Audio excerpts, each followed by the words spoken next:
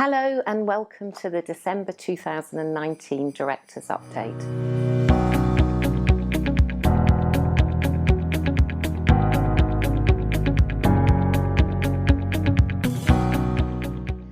Harriet Macy has now started her maternity leave, and I'm delighted to let you know that baby Adam arrived safely on the 21st of October, and mother and baby are both doing really well. We recruited Annabelle Blackman to provide maternity cover, and she's settled really quickly into her role. We thought this would be a really good opportunity for Annabelle to introduce herself to you all. Hello, thank you, Deborah. So I'm Annabelle.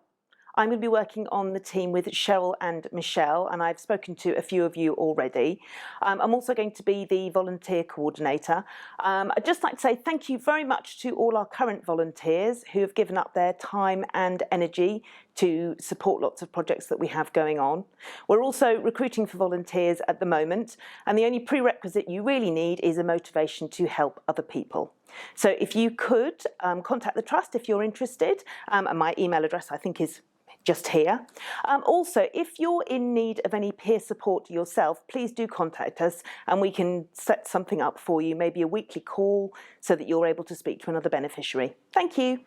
We've also recruited 2 new medical trustees to our board to reflect the growing emphasis on the health and well-being of beneficiaries. Professor Adrian Newland and Professor Andrew Owens will both be joining the Trust in January, and we're really looking forward to having them on board. Very sadly, we have to report that one of our beneficiaries, Paul Croney, passed away in early November. As we haven't accepted any new beneficiaries in the last 3 months, the total number of beneficiaries now stands at 460.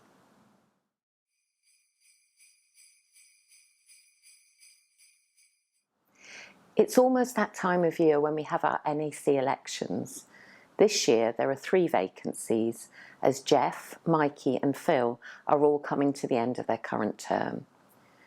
Jeff and Phil are eligible to stand again as NAC members, but as Mikey has now served 3 terms, she's unable to stand for election this year.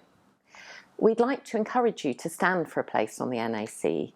We're really keen to hear new voices, to have new ideas and views as part of the discussions, and for the NAC to be as representative as possible. If you're interested in standing, you need to let us know by 5 p.m. on Monday the 6th of January.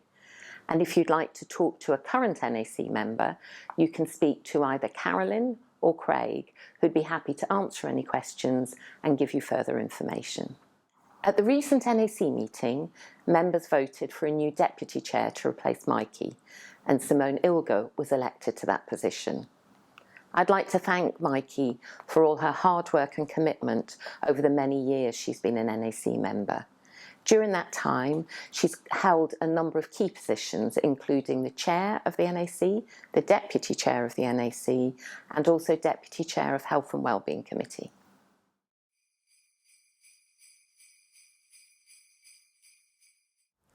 You will all have received a letter from Jeff recently explaining how important it is that we have the correct account holder name for your nominated bank account. This is in order to ensure that payments are processed smoothly when the new banking regulations are introduced in the new year. Thank you to those of you who have already returned your completed forms, and a gentle nudge to those of you who haven't yet done so. It's important that the details we hold for you are completely accurate, as incorrect information will delay or stop future payments and create additional work for the finance team. If you have any regular financial payments during the Christmas period when the office is closed, we will make sure these are paid to you before Christmas. However, if you need any additional payments to be made to you between Friday the 20th of December and Thursday the 2nd of January, you must contact us by midday on Friday the 20th of December to let us know so that we can set these up for you.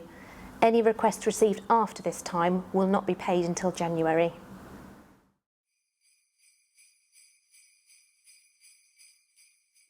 Research Committee have recently agreed 3 new additions to the research programme.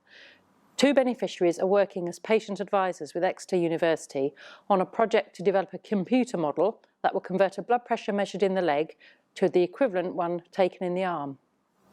Beneficiaries with upper limb damage living in Scotland will be invited to attend a special clinic being held in Edinburgh over the next few months.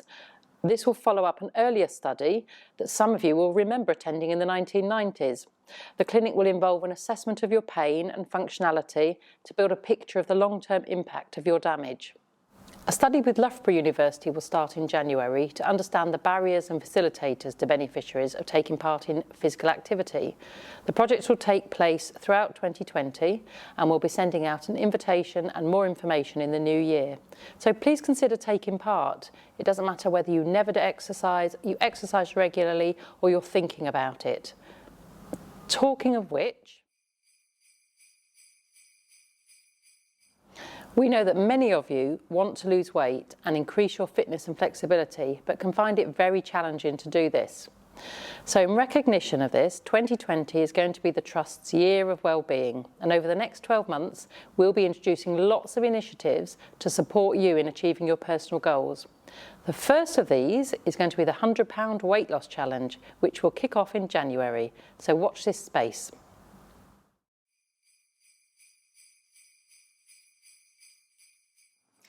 An enormous thank you to all the beneficiaries who recently sent a letter to their MP. Despite all the political noise and competing priorities, 239 of the 650 MPs in Westminster have signed the letter to the Secretary of State for Health asking for a commitment for the health grant to be renewed on a 10-year rolling basis. The campaigns team are taking an enforced rest during the election period, but they'll be renewing their efforts in the new year.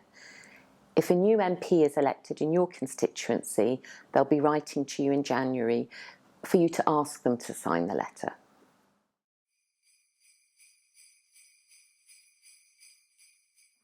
Because so many of you raised concerns about the lack of knowledge of thalidomide amongst PIP assessors, we spoke to the Department of Work and Pensions about this, and they agreed we could provide some information about thalidomide to be used by all PIP assessors. So we've worked with them to produce a condition insight report, which every PIP assessor will receive. We'll also be referring to this report and sending a copy of it with the information we provide to support your applications.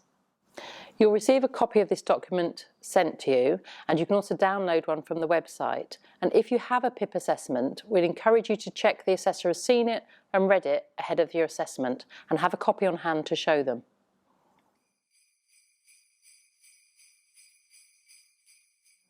And finally, just to let you know that the Trust offices will be closed from 4 p.m. on Christmas Eve until 9 a.m. on Thursday, the 2nd of January.